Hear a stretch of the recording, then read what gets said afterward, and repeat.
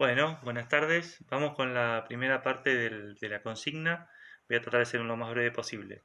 ¿Se acuerdan que era elegir la figura de un artista y un personaje y buscar la mayor cantidad de imágenes posibles, digamos, de su rostro, ¿sí?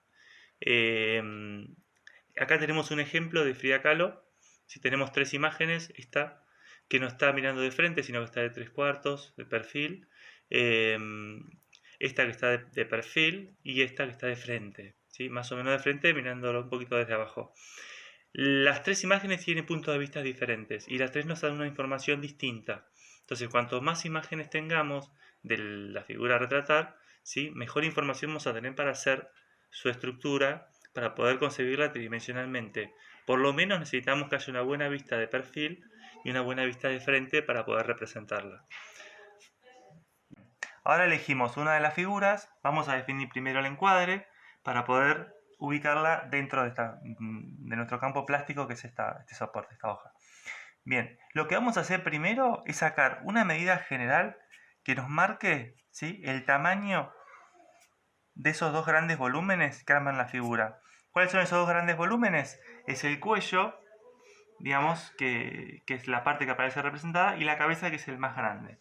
Entonces, lo que hacemos es ubicarnos dentro de la hoja, señalar con una línea suave, ¿sí?, dónde van a estar ubicadas esas dos grandes proporciones, ¿sí?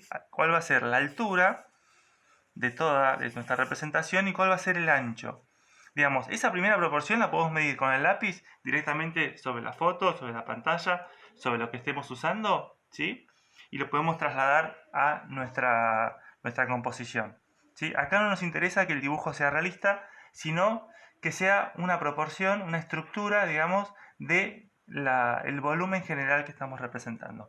Una vez que tenemos eso, agarramos y tratamos de encontrar ejes, líneas, direcciones, ¿sí?, que nos vayan marcando, ¿sí?, los lugares donde está cada parte, ¿sí?, de esa figura.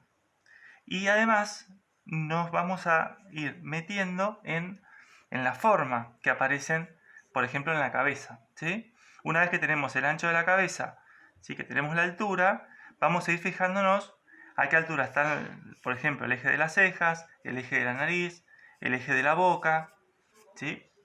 Y además fijarnos qué grandes direcciones arman esa estructura, esa cabeza. Fíjense que estamos dibujando más que nada con líneas rectas. Eso nos permite marcar líneas precisas que nos marquen la forma, el contorno, ¿sí?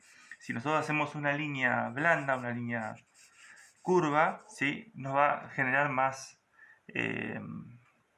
dificultad para poder verle bien la forma. Tenemos planteada la estructura general, digamos, esos dos grandes volúmenes, que es el cuello y es el rostro, ¿sí? Vamos a ir ajustando el resto de cosas que van apareciendo en la imagen. Por ejemplo, la parte del cabello, ¿sí?, la parte de las orejas, que están junto con el cabello, ¿sí?, que son grandes volúmenes que también aparecen. Digamos que los ojos, por ejemplo, la boca, son volúmenes muy chiquitos en relación a el tamaño, digamos, que tiene el cuello o que tiene el pelo, ¿sí? Entonces primero nos conviene hacer las formas más grandes, resolverlas, ubicarlas en su lugar y después vamos a ir avanzando en lo que serían los detalles, ¿sí? Una vez que tenemos los espacios definidos, que tenemos la composición general, ahí vamos a avanzar en cada parte y vamos a ir ajustando las proporciones de estas medidas que marcamos inicialmente con estas líneas a medida que avanzamos. La línea, fíjese que la vamos haciendo con un trazo muy suave, ¿sí? Y una línea que se puede repasar y que puede sobrepasar, digamos, la forma que está representando, ¿sí? Eso nos permite ir haciendo un croquis del planteo y no afirmar ninguna línea, sino simplemente es una línea estimativa que se puede ir corrigiendo. Bien, una vez que tenemos esto, vamos a avanzar en otras direcciones, que también las podemos medir en la misma figura, ¿sí?, a medida que la vamos observando, incluso apoyar el lápiz. Entonces sabemos que acá hay una dirección que es más oblicua, ¿sí?, que es un poco más chica, ¿sí? Hay una forma que se ve hacia abajo, hay direcciones más chicas, las cejas también tiene una dirección hacia abajo y otra hacia arriba, la otra también, ¿sí? Y acá no nos interesa tanto el parecido físico de la figura, el detalle, porque para eso tenemos otros dibujos para hacer después, tenemos el modelado, ¿sí? Sino más que nada ir marcando los espacios, los lugares donde aparecen las formas que vamos a representar, ¿sí? Es lo único que nos interesa por ahora. Aparte, en escultura necesitamos más tener un planteo del volumen general, más que haya un parecido físico, en principio, porque para eso tenemos el modelado después. ¿Sí? Bien. Una vez que nosotros hayamos avanzado con el planteo, ¿sí?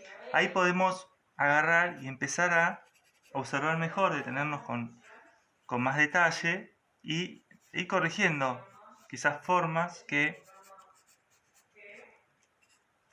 Uy, se me durmió la compu. Formas que quizás no estén, o que tengamos que achicar, o que tengamos que mover, ¿sí? Y ahí sí vamos trabajando lo que sería el valor de línea.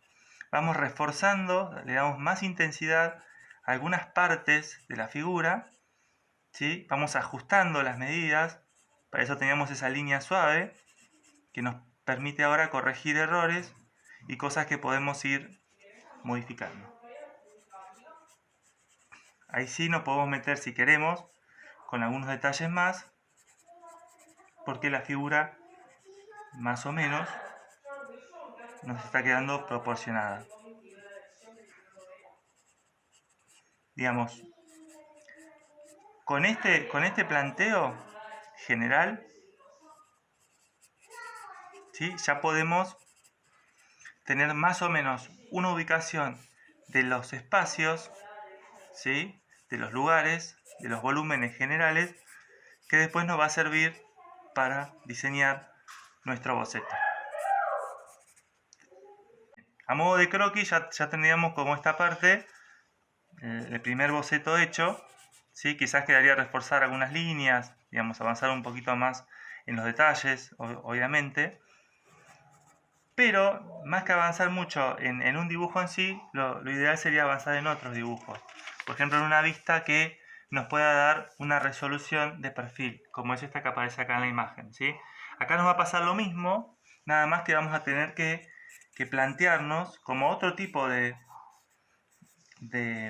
medidas y de resolución diferente a la primera. Digamos, acá vamos a comparar el ancho de esta figura con la altura, ¿sí? Nos va a dar que es más alta que ancha, ¿sí? Va a tener una gran dirección que va a estar marcada en todo lo que sería el frente, ¿sí? Alguna dirección horizontal hacia arriba, otra hacia atrás, ¿sí? Bien, y esas grandes direcciones las vamos a marcar como hicimos en el otro trabajo y vamos a definir el tamaño general, digamos, de esta nueva composición. ¿Sí? Yo el otro dibujo lo dejé al lado, y lo dejé al lado a propósito porque va a haber algunas medidas que se van a repetir. Por ejemplo, la altura, por ejemplo, el tamaño de la frente, el tamaño de la nariz, el tamaño de la boca, el lugar donde está cada una. Como las dos están erguidas, digamos, verticales, aunque una esté de frente y otra de perfil, se van a repetir las mismas medidas. Ahí tenemos la posición general de la cabeza, el volumen general de la cabeza y del cuello, ¿sí? Y ahora vamos a tener que ir ajustando lo mismo que hicimos antes, de ir marcando, ¿sí? Dónde está la altura de las cejas, ¿sí? Dónde está la ubicación de la nariz, de la boca, ¿sí? Del mentón.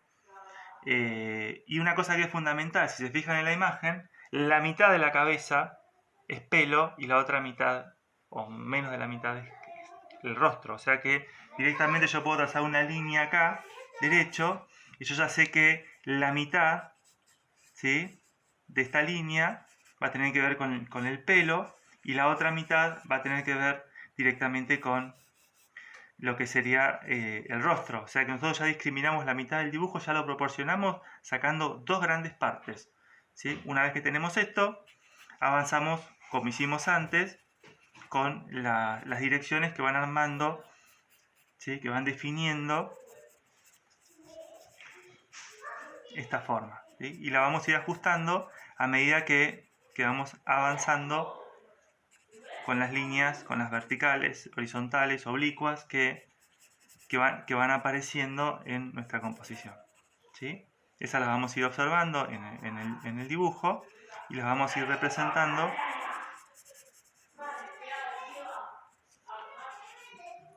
con el mayor grado de observación posible, que es lo que yo en este momento no tengo, ¿sí? Ubicándolas cada una en su lugar, ¿sí? Incluso ir trazando, apoyando el lápiz y ir viendo qué va pasando con las formas, cómo están alineadas, si se encuentran, dónde se encuentran, cómo se encuentran, ¿sí?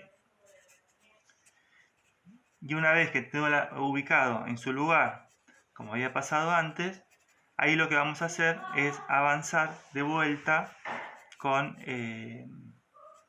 desde los volúmenes más grandes a los volúmenes más chicos, y vamos a ir definiendo los espacios de esos volúmenes más chicos. Si hay que agrandar algo porque quedó chico, lo agrandamos, es el momento para hacerlo, ¿sí? Si quedó muy largo el mentón, lo achicamos.